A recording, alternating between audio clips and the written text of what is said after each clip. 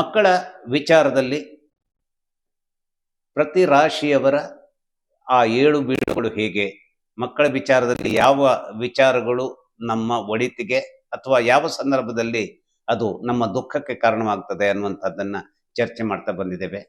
ಮೀನರಾಶಿಯವರ ಸಂದರ್ಭದಲ್ಲಿ ಮೀನರಾಶಿಯವರ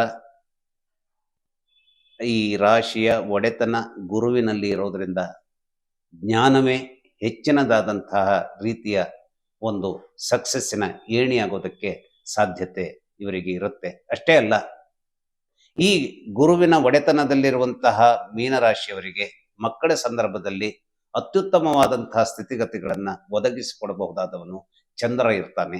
ಎಲ್ಲಿ ಚಂದ್ರ ಇದ್ದಾನೋ ಅಲ್ಲಿ ತಿನಿಸುಗಳ ಅಂಗಡಿಯ ವಿಚಾರದಲ್ಲಿ ಮಕ್ಕಳು ನಾಳೆ ದೊಡ್ಡ ವ್ಯಾಪಾರಸ್ಥರಾಗಿ ಜೀವನದಲ್ಲಿ ಸಕ್ಸಸ್ ಆಗುವಂತಹ, ಹಣವನ್ನು ಸಂಪಾದಿಸುವಂಥ, ಅಥವಾ ಯಾವುದೇ ರೀತಿಯ ಈ ಹೈನುಗಾರಿಕೆಯಲ್ಲಿ ತಮ್ಮದೇ ಆದಂತಹ ಎಕ್ಸ್ಟ್ರಾ ಎನರ್ಜಿಯನ್ನು ಪ್ರದರ್ಶಿಸುವಂಥ, ಅಥವಾ ಯಾವುದೇ ಸಂದರ್ಭದಲ್ಲಿ ನಾವು ಇವತ್ತು ಟಿನ್ಸೆಲ್ ವರ್ಡ್ ಅಂತ ಹೇಳ್ತೀವಿ, ಈಗ ಕಿರುತೆರೆ ಇರಲಿ ಅಥವಾ ದೊಡ್ಡ ಬಿಗ್ ಸ್ಕ್ರೀನ್ ಇರಲಿ ಅಥವಾ ಮಾಡೆಲಿಂಗ್ ಕ್ಷೇತ್ರಗಳಿರಲಿ, ಇಂಥಲ್ಲಿ ಮಿಂಚಬಹುದಾದಂತಹ ಮಕ್ಕಳನ್ನ ಪಡೆಯೋದಕ್ಕೆ ಮೀನರಾಶಿಯವರಿಗೆ ದೊಡ್ಡದಾದಂತಹ ಒಂದು ಅವಕಾಶಗಳಿರುತ್ತೆ.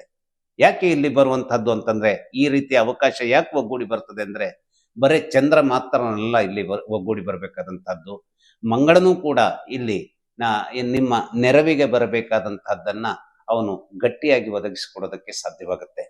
ಅಷ್ಟೇ ಅಲ್ಲ, ಸೂರ್ಯ ಕೂಡ ಈ ರಾಶಿಯವರ ಮಕ್ಕಳಿಗೆ ಅನೇಕವಾದಂತಹ ಅನಿಷ್ಟಗಳನ್ನು ತೊಡೆದು ಹಾಕುವಲ್ಲಿ ಅಥವಾ ಯಾವುದೇ ವ್ಯಾಜ್ಯಗಳಿರಲಿ ಅದನ್ನು ತೊಡೆದು ಹಾಕುವಲ್ಲಿ ತನ್ನದೇ ಆದಂತಹ ಪಾತ್ರವನ್ನ ಸೂರ್ಯ ನಿರ್ವಹಿಸೋದಕ್ಕೆ ಬಹಳ ಸಕಾರಾತ್ಮಕವಾಗಿ ಈ ಒಂದು ಮೀನರಾಶಿಯವರ ಜೊತೆಗೆ ಕೈಗೂಡಿಸ್ಕೊಂಡು ಬರ್ತಾನೆ.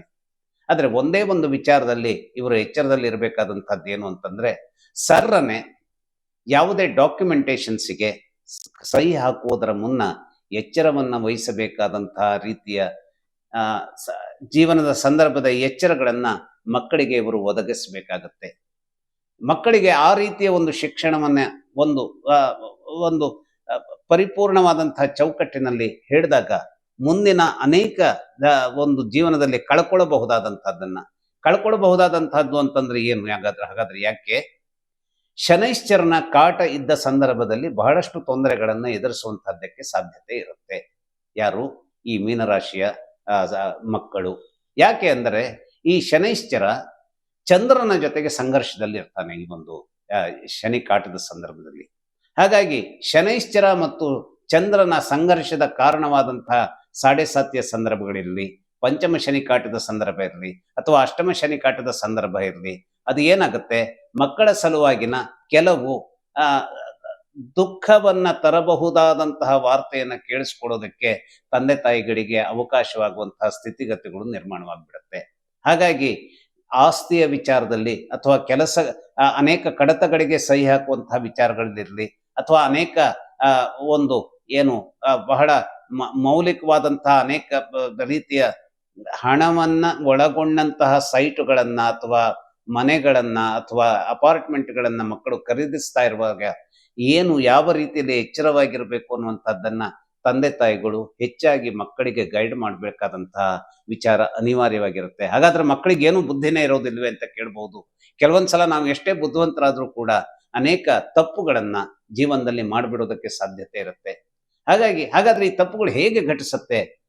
ಮಗ ಬುದ್ಧಿವಂತ ಇದ್ದಿರೋದಿಲ್ಲ ಅನ್ನೋದ್ರ ಬಗ್ಗಲ್ಲ, ಅಥವಾ ಮಗಳು ಬುದ್ಧಿವಂತೆ ಅಲ್ಲ ಅನ್ನೋದ್ರ ಬಗ್ಗಲ್ಲ. ಆದರೆ ಸನ್ನಿವೇಶಗಳು ಜೀವನದ ಸಂದರ್ಭದ ಅನೇಕ ಇನ್ಎಕ್ಸ್ಪೀರಿಯನ್ಸ್ಗಳ ಕಾರಣಕ್ಕಾಗಿ ಕೆಲವು ಬಳಲಿಕೆಗಳನ್ನು ಹೊಂದಲಿಕ್ಕೆ, ಕೆಲವು ಹಿಕಪ್ಸ್ಗಳನ್ನು ಹೊಂದೋದಕ್ಕೆ ಕಾರಣವಾಗಿರ್ತವೆ. ಹಾಗಾಗಿ ಮಕ್ಕಳನ್ನ ನೀವು ಎಲ್ಲ ರೀತಿಯ ವಿಚಾರದಲ್ಲಿಯೂ ಜ್ಞಾನದ ತುಂಬಿದ ಕೊಡವನ್ನಾಗಿ ನಿರೂಪಿಸಿದಲ್ಲಿ ಈ ಮಕ್ಕಳು ಅನೇಕದ್ದಾದಂತಹ ಸಕ್ಸಸ್ಗಳನ್ನ, ಅನೇಕದ್ದಾದಂತಹ ಜೀವನದ ಗೆಲುವನ್ನ, ಅಂದ್ರೆ ಯಾವುದು ಕೆಲವರ ಪಾಲಿಗೆ ನಾವನ್ನ ಹೇಳ್ತೀವಿ ಕೇಳಿ, ಮುಟ್ಟಿದ್ದೆಲ್ಲ ಚಿನ್ನ ಅಂತ ಹೇಳ್ತಾರೆ. ಹಾಗೆ ಈ ಮೀನರಾಶಿಯವರ ಒಂದು ಲಕ್ ಏನು ಅಂತಂದ್ರೆ, ಮುಟ್ಟಿದ್ದನ್ನೆಲ್ಲವನ್ನ ಚಿನ್ನವನ್ನಾಗಿ ಪರಿವರ್ತಿಸಬಹುದಾದಂತಹ ಶಕ್ತಿಯನ್ನು ಹೊಂದಿದಂತಹ ಮಕ್ಕಳನ್ನ ಇವರು ಪಡೆಯೋದಕ್ಕೆ ದೇವರ ಆಶೀರ್ವಾದ ಇವರಿಗಿರುತ್ತೆ. ಆ ದೇವರ ಆಶೀರ್ವಾದ ಎಲ್ಲಿಂದ ಬರುತ್ತೆ ಅಂದರೆ ಪ್ರಮುಖವಾಗಿ ಚಂದ್ರನಿಂದಲೇ ಬರುತ್ತೆ, ಪ್ರಮುಖವಾಗಿ ಮಂಗಳನಿಂದಲೇ ಬರುತ್ತೆ. ಆ ಮಂಗಳ ಮತ್ತು ಚಂದ್ರನಲ್ಲಿ ಒಂದು ಶಶಿಮಂಗಳ ಯೋಗ ಅನ್ನುವಂತಹ ಅಪೂರ್ವವಾದಂತಹ ಯೋಗ ಒಳ್ಳೆಯ ರೀತಿಯ ಚೌಕಟ್ಟನ್ನ ಮತ್ತು ಸಾಂದ್ರತೆಯನ್ನ, ಒಳ್ಳೆಯ ಧಾತುವನ್ನ, ಒಳ್ಳೆಯ ನಿಕ್ಷೇಪವನ್ನ ಹೊಂದಿ ಇದ್ದಿದ್ದರೆ ಹೆಚ್ಚಿನ ಪ್ರಮಾಣದ ಏನು ಈ ಆರ್ಥಿಕ ಲಾಭಗಳನ್ನ ಅಥವಾ ಧನ ಸಂಪಾದನೆಯನ್ನ ಇವರ ಮಕ್ಕಳು ಮಾಡಲಿಕ್ಕೆ ಅನೇಕ ಸುಸಂದರ್ಭಗಳು ಒಗ್ಗೂಡಿ ಬರ್ತವೆ. ಪರ್ಟಿಕ್ಯುಲರ್ಲಿ ಈ ನಾಟಕ, ಸಿನಿಮಾ ಇಂತಹ ಈ ಜನರು ಯಾವುದನ್ನ, ಯಾವ ಕಲೆಯನ್ನ ನೋಡೋದರ ಮೂಲಕವಾಗಿ ಒಂದು ರೀತಿಯ ಸಂತೋಷವನ್ನು ಪಡ್ತಾರೋ ಅಂತಹ ಜನರುಗಳ ಒಬ್ಬ ಏನಾಗಿ ನಾವು ಜೀವನ ಸಂದರ್ಭದಲ್ಲಿ ಹೇಳ್ತೇವೆ, ನಾವು ನಿಮ್ಮ ಅಭಿಮಾನಿ ಸರ್ ಅಂತ ಹೇಳಿ. ಆ ಎಲ್ಲರ ಅಭಿಮಾನವನ್ನ ಪಡೆಯಬಹುದಾದಂತಹ ಸ್ಥಿತಿಗತಿಗಳನ್ನ ವಿಶೇಷವಾಗಿ ಈ ಒಂದು ಮೀನರಾಶಿಯ ತಂದೆ ತಾಯಿಗಳ ಮಕ್ಕಳು ಹೊಂದೋದಕ್ಕೆ ಸಾಧ್ಯವಾಗುತ್ತೆ.